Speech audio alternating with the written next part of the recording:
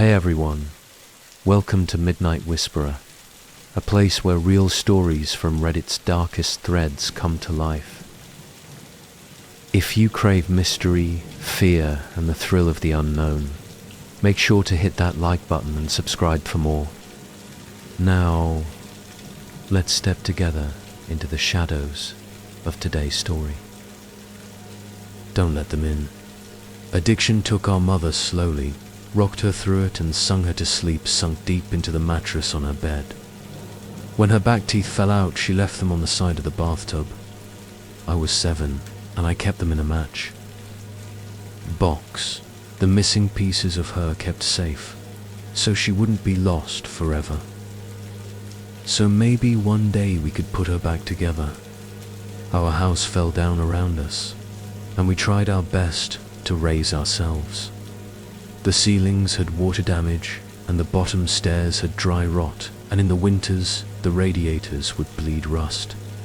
But it was still our house, and Annie made it a home. My sister Annie mothered me, with lopsided band-aids on bruised knees and lukewarm microwave meals. She told me ghost stories, and didn't mind when I crawled into her bed later on, too scared to sleep. Alone. She taught me to dance, barefoot on the living room carpet, music channel on full volume on the TV, shaking our hips before they were fully grown. She always let me shower first so the water was hot, never complaining when she had to make do with cold. She brushed my hair every day before school, even when I screamed and hit her when she caught the tangles. Annie was dark-haired like her father, whoever he had been, but I was blonde. Annie was desperate to be blonde too, like Marilyn Monroe, like Mum. I think she thought it would make them closer, remind Mum less of her dad. I'd give anything for her to have her hands in my hair one more time, even if it hurt. She moved to New York when I turned 18 and never came back. I still dream about her sometimes. Keeping up with our mother was impossible, and we learnt from a young age we would always be left behind. It didn't make it any easier. When she was drinking, light she shone, would wake us up at 3 a.m. with pancakes, dripping in cherry syrup. Sometimes when the weather was right and she'd had enough being drunk alone, she would call our school up and tell them we had both come down with summer sickness and we'd drive to the beach instead. I remember being 9 years old in the back seat of the car coming home after one of our ocean days, sucking the salt from my fingers. Annie had just dyed her hair blonde, her best friend Jane helping her bend over our kitchen sink. From behind, I couldn't tell who was mother and who was daughter. Radio up and windows down, blowing the sky inside. When she was drinking heavy, she'd be out all night, hair piled up like a beauty queen, eyes glazed over and ringed with glitter and black. Sometimes she'd be gone a day or two. She would never tell us when. One day we'd just wake up to an empty house and the fridge packed full. Post-it note on the front with a smear of Mum's lipstick in the outline of a kiss, telling us she'd be back soon. Sometimes she'd bring guys home, filling the table with beer cans and ashtrays, smoke up to the ceiling, Mum lost in the haze. We'd sleep with pillows over our heads, trying to drown out the music they would blast until the AM, and wake up to strangers at our kitchen table in the morning, asking us where we kept the coffee. When Mum drank too little, she fell apart. She wouldn't buy food, refrigerator a gaping hole in the wall. She'd chain smoke, leaving cigarette burns on the wallpaper up by the stairs like the walls were sick and decaying. She barely slept, walking around with blue half-moons under her eyes, knuckles raw. She would scream at the slightest thing. I remember once when I spilled a glass of juice on the couch. She looked over at me with dead eyes and dragged me off onto the carpet, and then took every single cushion off the couch and into the backyard, and set them on fire. Annie went to watch a while from the window and then sat next to me on the floor, backs pressed against the skeleton of the seat, head resting in the crater of my collarbones. When Mum drank too much was the worst. She'd laugh too loud and too long at anything and everything, until her mouth started to shake and she started crying at the breakfast table into her cereal. Annie shut down when Mum was like this, went somewhere deep inside herself where nobody could hurt her. She'd stay up until the morning watching old black and white movies on TV, whispering the lines she knew by heart like prayers. When I was 5, I'd cry when I'd find Mum passed out cold on her bed, sure she would never wake up. Annie would wipe my tears, tell me she was only sleeping just like the princesses in my storybook. We'd sit on Mum's bed together and wait for her to wake up. When we were older, I was the one who would pick Mum up off the bathroom floor again and again, and Annie would put her to bed, smoothing her hair off her face and the vomit from her mouth, changing her clothes as she'd pissed herself, watching. Then, there was no doubt that Annie was the mother now. It was October and I was 13, Annie 16. It was a Wednesday night and Mum had been gone for 2 days. She'd called us that morning from a payphone, voice slurring down the line, telling us she was having the best time with all her new friends, hoped we were doing fine. When she asked me if I was having a good birthday, I hung up on her. My birthday had been the day before. Annie had given me a pile of presents, strawberry lip glosses and glittery nail polishes. I didn't ask where she'd got the money for them. I didn't care.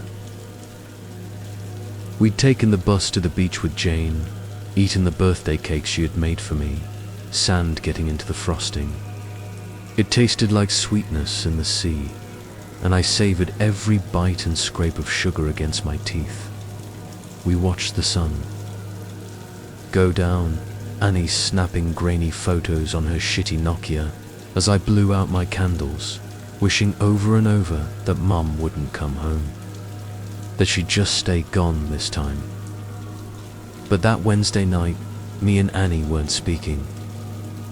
Anger hung heavy between us, seeping through the floorboards. It began when she tripped at the bottom of the stairs. We'd both laughed, Annie throwing her head back, gap between her front teeth, catching the light. When I'd bent to pick her up, I'd caught her breath, warm against the freckles on my cheeks. I let go of her arms, and she fell again, hitting the floor and grinning, shaking her hair from her face. Her breath was heavy with whiskey. I couldn't start picking her up too, couldn't watch her fall again and again. Just like Mum, I knew she'd never get back up. I'd stared down at her, blonde hair fallen into her eyes, and all I could see was our mother. And then I was running, feet slamming the hallway like heartbeats turned loose. I'd run for the kitchen and tipped every bottle we had down the sink, shoving Annie back as she fought to stop me, catching liquor on her fingers as it fell. She grabbed my shoulders and made me drop the very last bottle. It smashed between us on the floor, glass shards shining like we'd dragged the stars out of the sky and broken them. Pieces we could never put back. Outside, through the open windows, the sky turned pale gold. Clouds, a mess of pink and cream, smeared across the horizon. I cried then, watching Annie on her knees, picking up the pieces. That was Annie, always trying to fix things, even when it was too late. The smell of food dragged me from my room, stomach turning traitor inside my ribcage. Annie was cooking pasta, real food, not made in a microwave. She'd set the table, Tammy Wynette singing softly from the CD player. Annie gently swaying her hips as she stirred the tomato sauce, rich and warm. As we ate in silence, With every bite, I forgave her. Mum never cooked dinner, or remembered. My favorite was spaghetti ever since I was a kid, or stayed sober long enough to sit up at a table. Annie wasn't Mom. We were washing the dishes when we first heard it. A moth was crawling down the inside of the pane, and I cracked the window to let it out into the dark. From the backyard came a faint sound. I tilted my head to listen as it was coming from far off, crying. I figured it was Mika, the 2-year-old next door, having a tantrum loud enough for us to catch. Or maybe even Lucky Strike, the cat that junkies down the street, begging for food like he sometimes did. I always wanted to feed him when he came around, winding over my ankles, but Annie always stopped me, saying once you started giving, they never stopped taking. Looking back, I don't think she was talking about the cat. Annie flipped the Christmas. Lights strung up around the porch, and we sat on the plastic beach chairs, watching the skies. When we were little, we'd sit outside and Annie would tell me the names of all the constellations and the stories of how they came to be hung up in the night sky. I had to grow up before I realized she made them all up as she went along. It was a game we still liked to play now, making up ridiculous stories for the shapes we could pick out. Ah, yes. That one there is the Coors Light. It got there when God dropped it out of his convertible window and never picked it up, she said, nodding sagely and hiding her smile. Of course, I said, waving my hands and pointing up past the power lines, right next to the ashtray, left there by angels on a smoke break. Yeah, they say if you wish on it, all your dreams will come true, said Annie, grinning. She stopped laughing, voice quieter, face tilted up to all those dead stars. Let's wish, Emmy. Let's wish so we did. The sound of crying interrupted us. It was closer this time, and definitely human. We turned to each other, confused. Annie shrugged and I squinted out into the black. It sounded like a baby, lost and tired and alone. It must be Mika, I said, slowly getting to my feet.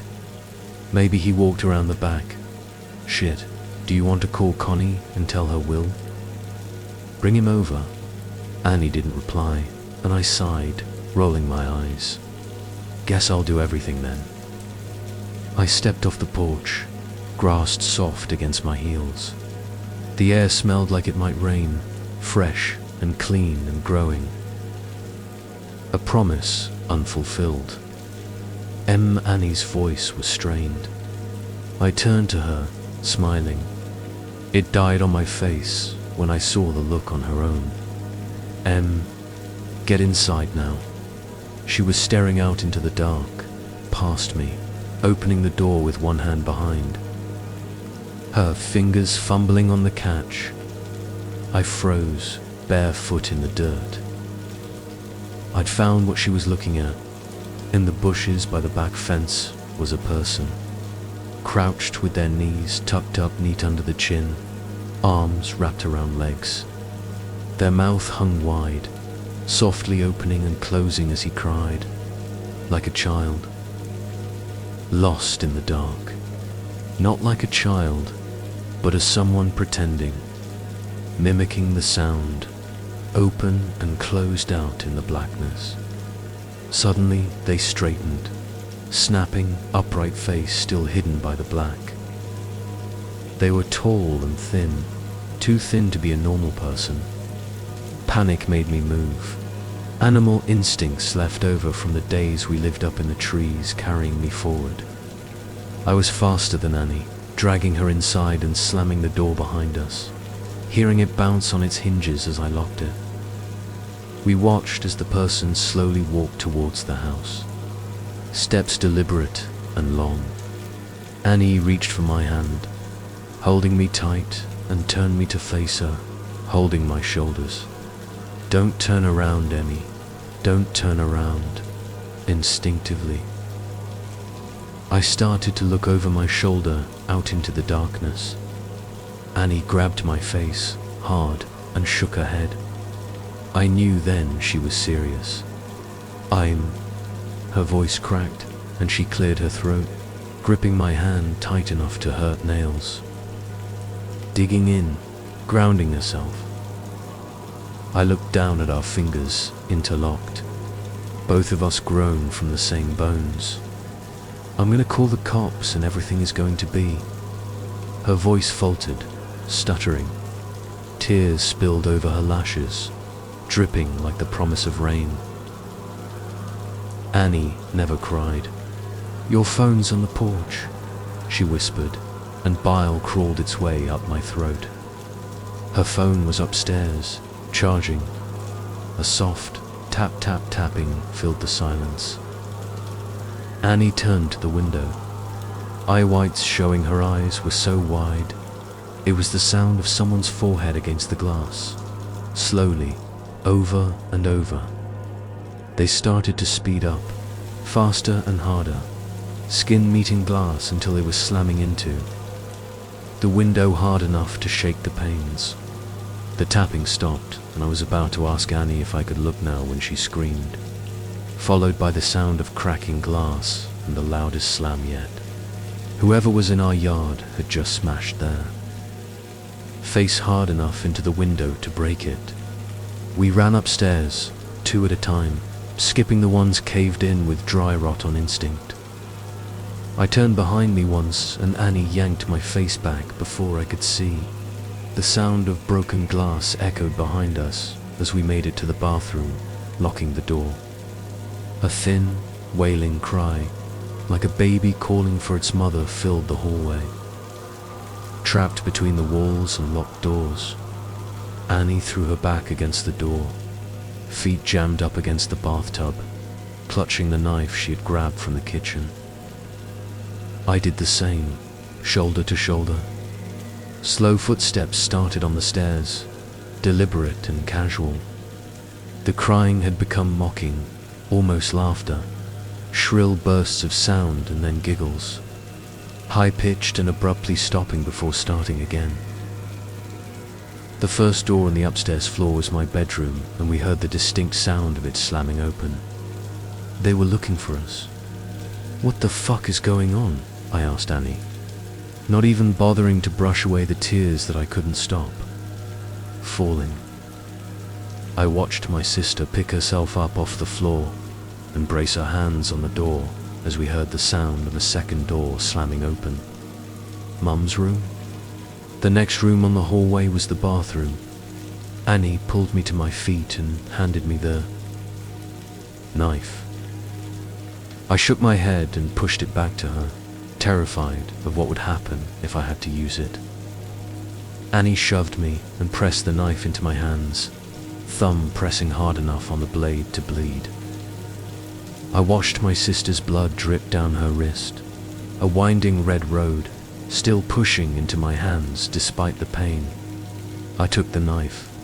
Something slammed against the wall that Mum's room shared with the bathroom. A high-pitched wail followed.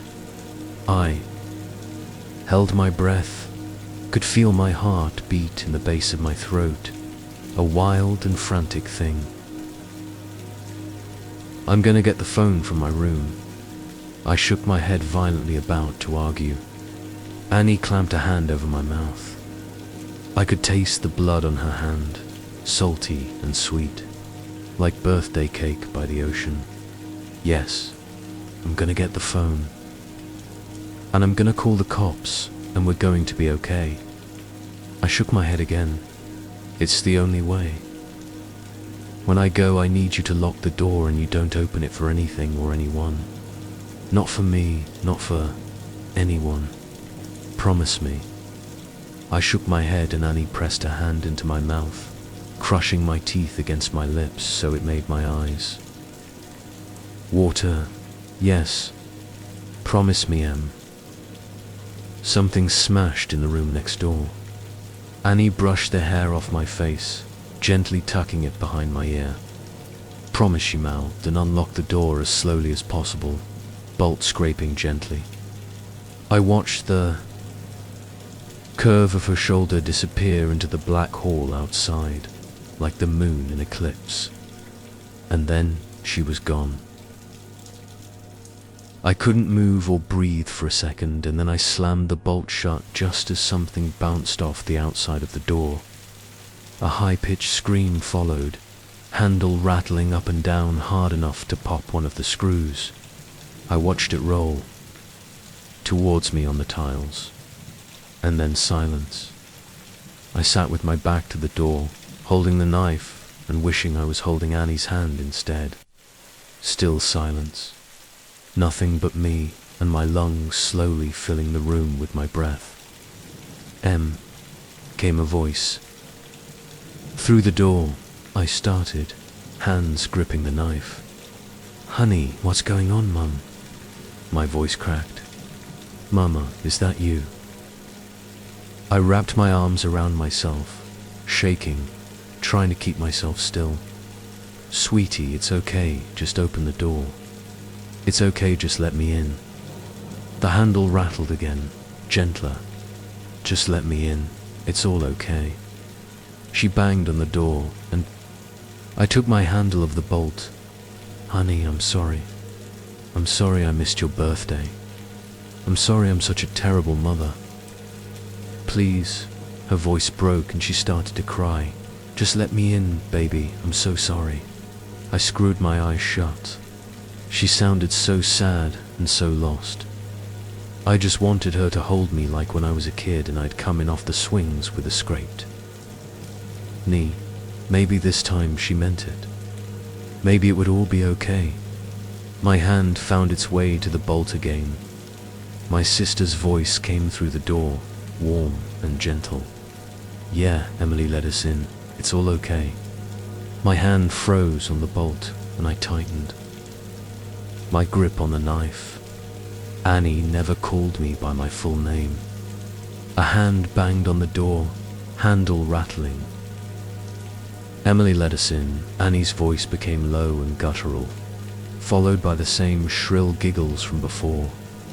Mum spoke now, pleading and crying, voice getting louder and louder. "Let us in, let us in, let us in," over and over again, punctuated by her fists on the door. I thought about demons and monsters. All the bedtime stories we pray don't crawl out from under the bed. That's not my sister, and you're not my mother. I screamed through the door, hands over my head. I climbed into the bathtub and curled in a ball, cradling myself, knife clutched to my chest. I didn't know what it was outside that door, but I knew it wasn't Annie. It wasn't the voice that yelled at when I changed TV channel, the one that sang me happy birthday, the one that told me I was smart even when I got bad grades, the one that read me stories about princesses that never wake up. It wasn't human. Bangs and yells came from downstairs, followed by the footsteps of people running. A low, guttural howl ripped through the house, filling the room until I felt like I was drowning in the sound, and then the door was kicked in. I screamed, covering my eyes, waiting to die. Arns found me and lifted me from the tub, carrying me from the room. I looked at the outside of the door as I was carried downstairs. It was covered in long, scraping claw marks, dragged down to the floor. Pillows ripped apart covered the hallway and soft down, like it had snowed inside. I watched them drift slowly as men in uniforms checked each of the rooms that looked like they had been torn apart by something feral. Asterisk. Outside in our driveway were police cars and an ambulance. In the middle of it all was Annie, bathed in blue, and red light as it washed over her, lit up in the dark like a neon angel, face aglow. I threw myself from the cop's shoulder and ran to her, holding us both together, broken pieces and all, standing under all those constellations we made up. Gentle screaming came from the ambulance, which rocked occasionally. Annie gently turned my head away, smiling so sadly it made my chest ache as I understood. Turns out there was no demon, no wild animal or bad men trying to break in. Just Mum. Out of her mind on booze and drugs and everything in between, coming to the end of a week-long binge. Something had finally broken inside her head, and this time we couldn't put her back together no matter how hard we tried. Sometimes you fall one last time and you never get back up. Annie had seen her in the garden. Blood dribbling from her mouth, track marks bulging on her forearms like unmapped roads. Rail thin and desperate for one more hit, one more fix. She'd searched the kitchen for all the drink I'd thrown away, and when she hadn't found it, had come to hunt for the stash she hid in the bathroom. She hadn't wanted me, just the drugs on the other side of the door, so high she could mimic. Annie's voice almost perfectly. Turns out the real monsters are the ones that eat you alive slowly. The kind that come in a bottle or a needle, or at the end of a long list of reasons why you can't get out of bed in the morning. Sometimes the monsters are the ones that raise you or love you the most. But it's up to you if you let them in.